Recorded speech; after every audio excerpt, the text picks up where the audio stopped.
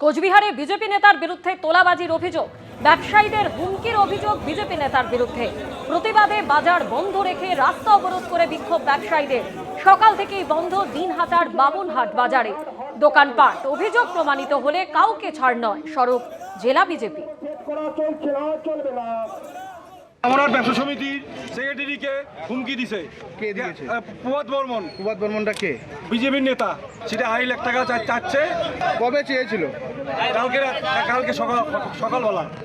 আজকে সকালবেলা দোকান খুলি যখন প্রভাত বর্মন সব দোকানদারকে হুমকি দিয়েছে। কি হুমকি দিল? বলে দোকান খোলা চলবে না। এই অবরোধ প্রভাত বর্মনকে অ্যারেস্ট না ততক্ষণে অ্যারেস্ট করবেন না, ততক্ষণে আমরা এখান থেকে উঠবো না। মণ্ডল সভাপতি টাকা চাচ্ছে, এরকম পার্টি কোনোদিনও বরদাস্ত করবে না।